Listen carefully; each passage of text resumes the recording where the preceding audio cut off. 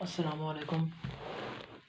Set maths का जो पहला लेक्चर है वो आप देख सकते हैं कि सबसे पहले चैप्टर में बेसिक अर्थमेटिक्स से हम स्टार्ट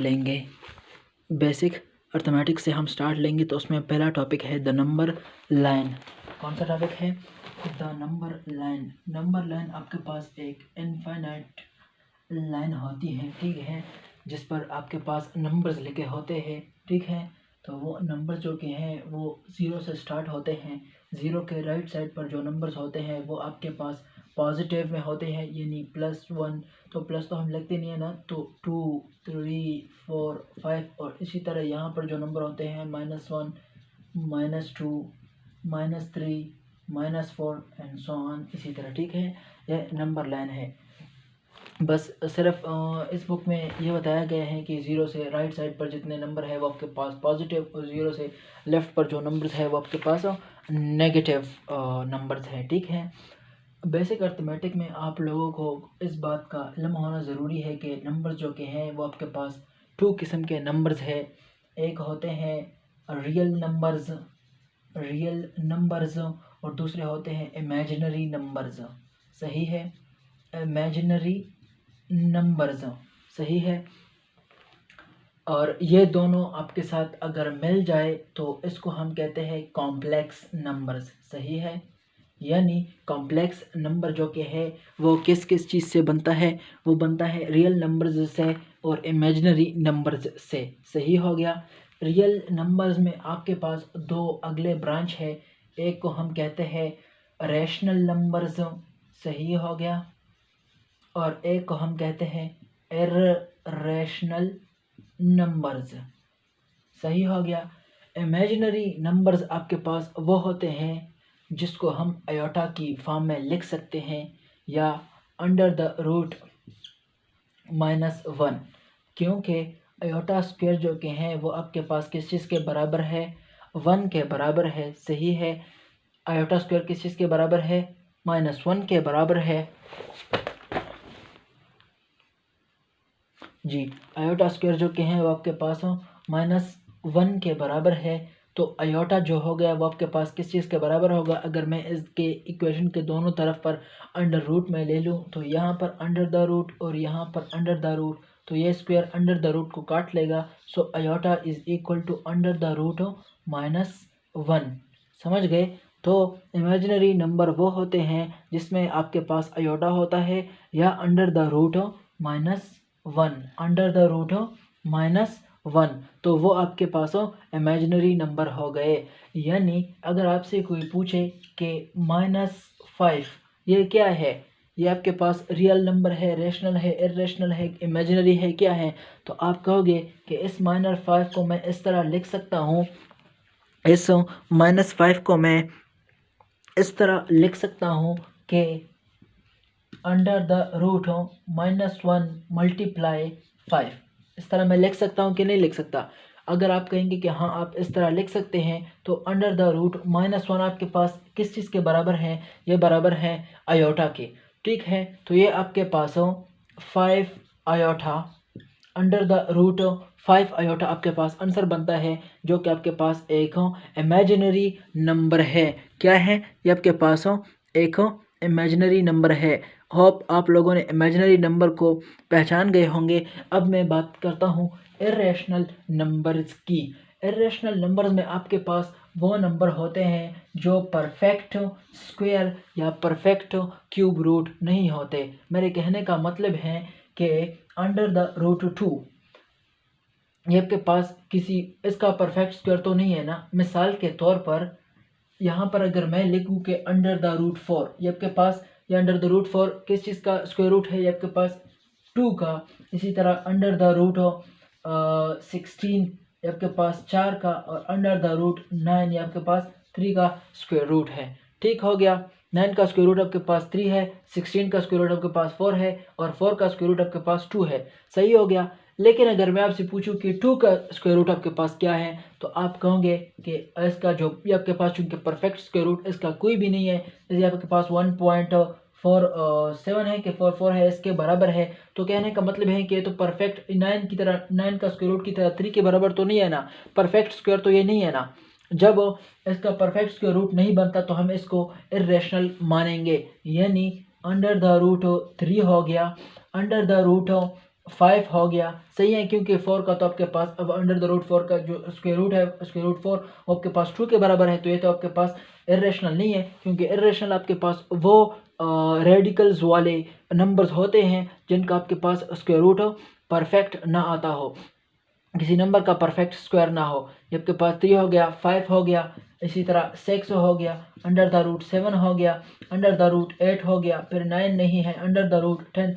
समझ गए कि समझ नहीं है? इसी तरह आप क्यूब रूट में अगर बात करेंगे तो क्यूब रूट में आपके पास 2 का क्यूब, इसी तरह 3 का क्यूब तो आपके पास 3 के साथ कट जाता है, तो 4 का क्यूब रूट हो। समझ रहे हैं मेरी बात को? नहीं। तो आप लोगों ने इर्रेशनल को पहचान लिया कि इर्रेशनल आपके पास कौन कौन सा नंबर होते हैं। अब आप लोगों इर्रेशनल का डिफिनीशन भी थोड़ा सीख लें कि इसका डिफिनीशन क्या होता है। तो मैं आपको बताऊं कि इर्रेशनल का डिफिनीशन ये है कि आपके पास मिसाल के तौर पर पाई आपके पास एक क्या है, इर्रेशनल नंबर है। क्या है? इर्रेशनल नंबर है। इसकी वैल्यू है 3.17 और इसी तरह मतलब कि इसकी जो वैल्यू है वो आपके पास इसके बाद रिपीट भी नहीं होती, और जब रिपीट भी नहीं होती और टर्मिनेट यानी स्टॉप भी नहीं होती। सो इर्रेशनल वो नंबर होते हैं जिनकी जो वैल्यू होती हैं, जिनका जो आंसर होता है वो आपके पास ना तो स्टॉप होता हो पॉइंट के बाद और ना आपके पास रिपीट होता हो, यानी 17 ऐसे मतलब कि पहले आपके पास इसी तरह 17 कोई ख़ास सीक्वेंस में रिपीटिशन ना हो, तो वो नंबर हो जो आपके पास नॉन रिपीटेबल हो, नॉन टर्मिनेटेबल हो, तो उनको हम कहते हैं इर्रेशनल नंबर। या इसकी डिफिनीशन हो गई। एग्जांपल में मैंने आपको वो रेडिकल्स बताए जो कि परफेक्ट स्क्वायर या परफेक्ट क्यूब नहीं है, तो आपके पास इर्रेशनल के एग्जांपल हैं। पाई भी उन्हीं एग्जांपल में से एक है, सही है।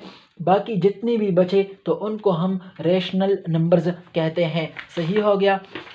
रेशनल नंबर्स में आप लोग ये डायग्राम ज़रा अपने वो में अगर आप लोग स्क्रीनशॉट ले सकते हैं तो इससे स्क्रीनशॉट ले ले, सही हो गया।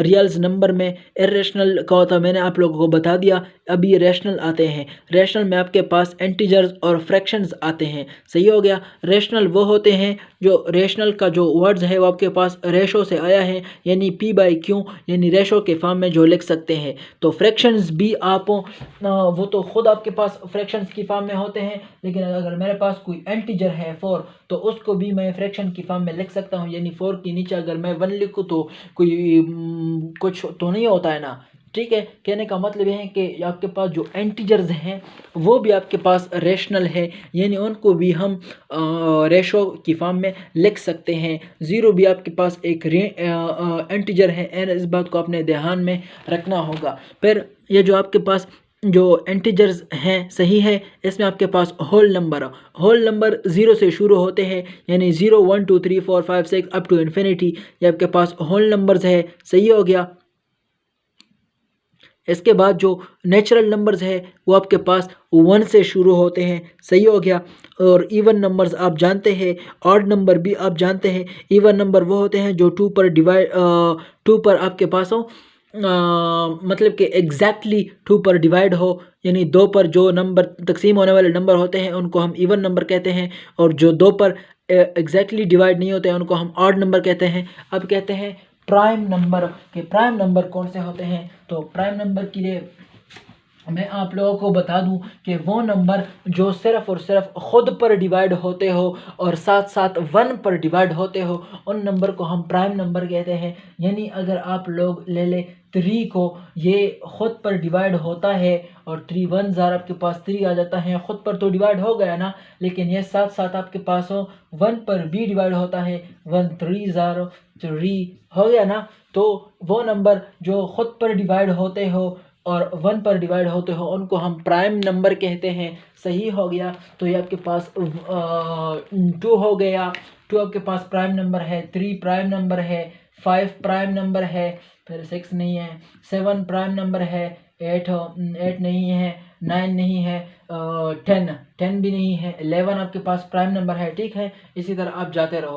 11 आपके पास 1 पर डिवाइड होता है और ख़ुद पर डिवाइड होता है, 7 1 पर डिवाइड होता है, ख़ुद पर डिवाइड होता है। इसी तरह अगर मैं आप लोगों से पूछूं, अच्छा प्राइम के अलावा जितने भी नंबर है वो आपके पास कंपोजिट नंबर होंगे, सही हो गया। यानी 4 यानी 6 8 9 10, ठीक है, आपके पास कंपोजिट नंबर होंगे, ठीक हो गया। अब अगर मैं आप लोगों से पूछूं कि 1 क्या है, 1 आपके पास अच्छा तो कंपोजिट नंबर क्या होंगे। अगर मैं आप लोगों से कंपोजिट नंबर का डिफिनीशन पूछूं तो आप लोग कहेंगे कि कंपोजिट नंबर आपके पास वो नंबर है जो कि 1 और ख़ुद पर 1 पर तकसीम होते हो, ख़ुद पर तकसीम होते हो और साथ साथ दूसरे नंबर्स पर भी तकसीम होते हो, सही है। क्योंकि अगर कोई नंबर 1 पर तकसीम होता है, ख़ुद पर तकसीम होता है तो वो तो प्राइम नंबर हो गया, लेकिन और साथ साथ दूसरे नंबर्स पर भी तकसीम होते हो। यानी 4 को देखो,